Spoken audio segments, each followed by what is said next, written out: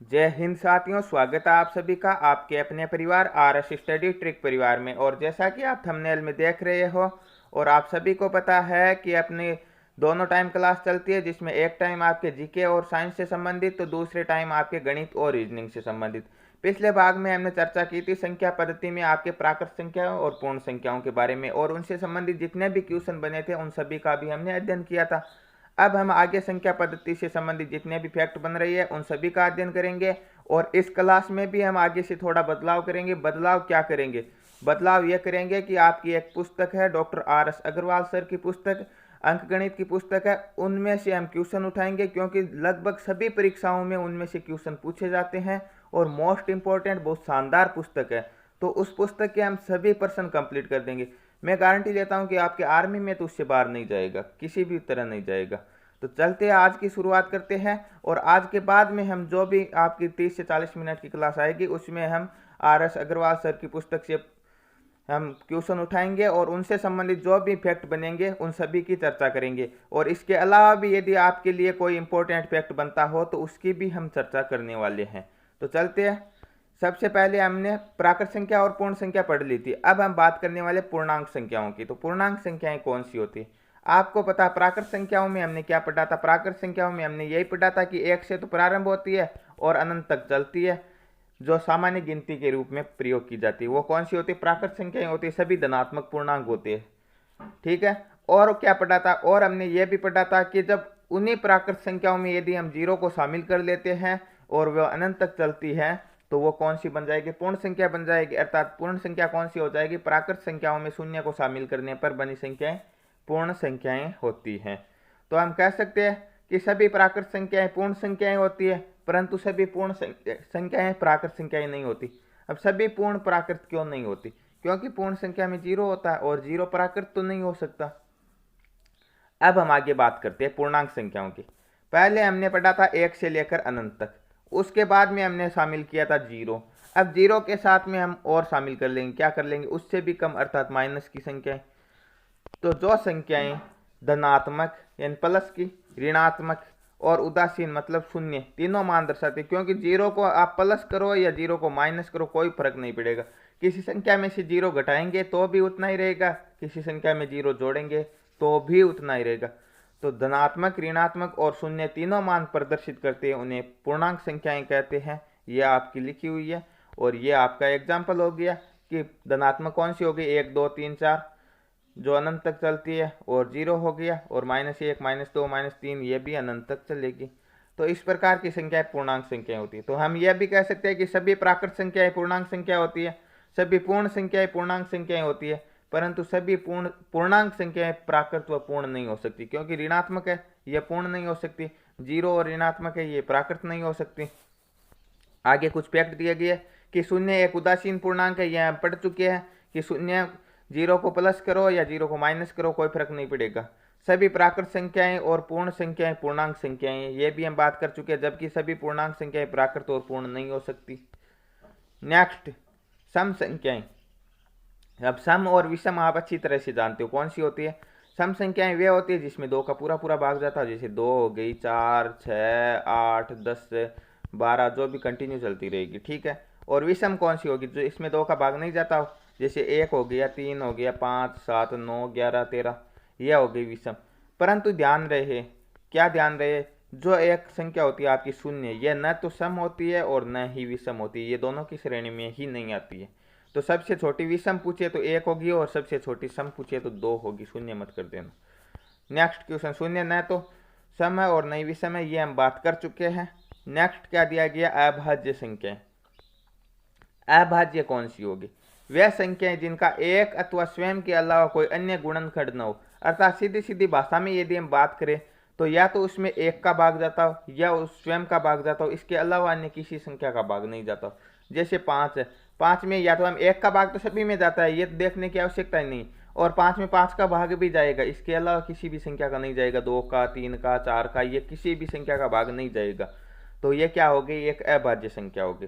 तो अभाज्य संख्याओं का ध्यान रखना आपको अति आवश्यक है।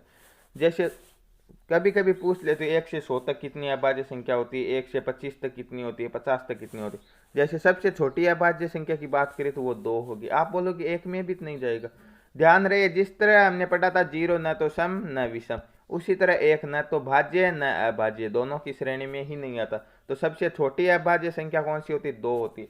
इसके अलावा एक फैक्ट और है, एकमात्र सम अभाज्य संख्या कौन सी होती है? 2 होती है। 2 सम संख्या और अभाज्य भी, बाकी कोई भी अभाज्य संख्या सम नहीं हो सकती। 2 के बाद में 3 हो गया, 3 के बाद में 5 हो गया, 5 के बाद में 7 हो गया, 7 के बाद में 9 नहीं होगा, 9 में 3 का भाग जाता है, 11 हो गया, 13 हो गया, फिर 17 हो गया, 19 हो गया, फिर 23 हो गई। इस प्रकार ये चलती रहेगी।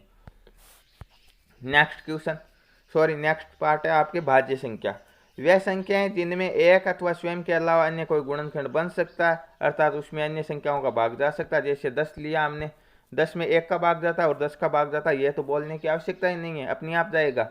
इसके अलावा भी 10 में भाग जाता है, किसका जाता है? 2 का भाग जाता है, 5 बार जाता है, और 5 का भाग जाता है, 2 बार जाता है। तो अन्य गुणनखंड बन सकती है, 2 × 5 लिख सकते हैं 10 को। नेक्स्ट, यह कुछ फैक्ट दिया गया है कि एक न तो भाज्य है और न ही अभाज्य, ये हम बात कर चुके हैं। एकमात्र सम अभाज्य 2 है, सबसे छोटी अभाज्य संख्या भी 2 है। और कभी कभी प्रश्न ऐसा पूछा जाता है कि प्रथम 2 अभाज्य संख्या, तो वो 2 और 3 होगी, ठीक है, 1 नहीं होगा। और प्रथम 2 भाज्य संख्या की बात करें तो वो 4 और 6 होने वाली है।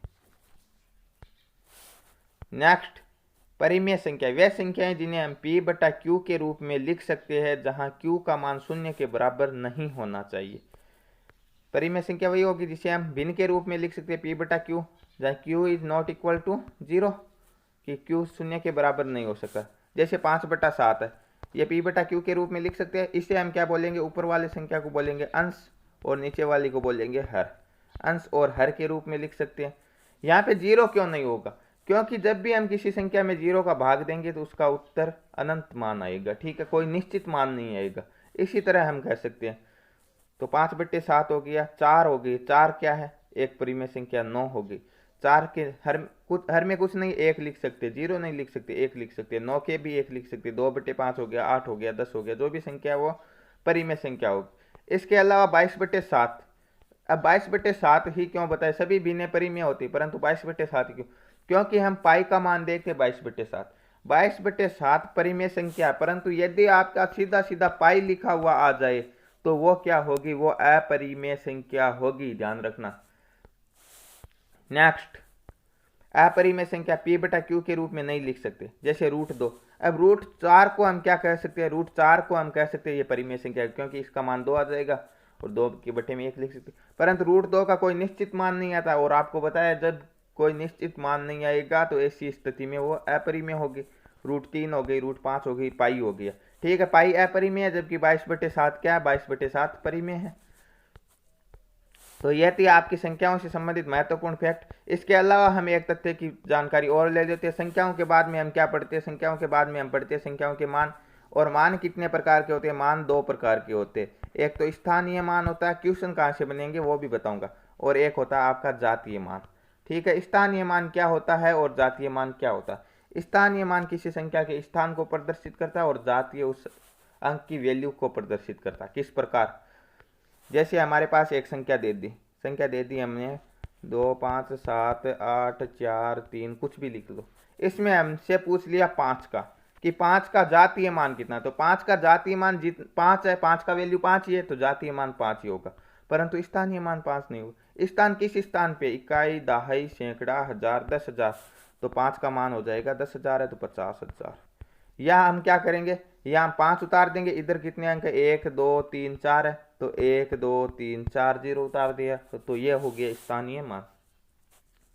अब आपसे प्रश्न पूछेगा, प्रश्न ये पूछेगा कि आपको एक संख्या देगा, कोई भी संख्या लिख सकते हैं, यह संख्या लिख दी, और इसमें से आपको पूछ लिया 3 के स्थानीय मान और जातीय मान का अंतर कितना है। तो स्थानीय मान और जातीय मान का अंतर देखना है। तो स्थानीय मान कितना हो गया? 3 हो गया। 3 के आगे कितनी संख्या? 1, 2, 3, तो 1, 2, 3, और जातीय मान 3 का 3 ही हो गया। तो 3000 में से 3 घटाएंगे तो कितने बचेंगे? आप सभी को पता है 2997 बचेंगे, यही बचेगा। घटाने का सीधा सीधा नियम है कि 10 में से 3 घटाएंगे, कितने बचेंगे? 7। 2 0 है तो 2 9 उतार दो और इसमें से 1 कम कर दो, तो ये थे आपके स्थानीय मान और जातीय मान से संबंधित। इसके अलावा अब आपके जो भी प्रश्न बनेंगे संख्या पद्धति से संबंधित वो हम एक वीडियो में लेकर आएंगे, और नेक्स्ट पार्ट में हम RS अग्रवाल की पुस्तक से जो आपकी संख्या पद्धति से संबंधित क्वेश्चन बनेंगे वो भी लेकर आएंगे, और इसके अलावा आपके RS अग्रवाल की पुस्तक भी चलती रहेगी। तो मिलते हैं नेक्स्ट पार्ट में, तब तक के लिए जय हिंद जय भारत। चैनल को सब्सक्राइब नहीं किया तो सब्सक्राइब जरूर कर दीजिए और नोटिफिकेशन बेल को भी ऑन कर लीजिए।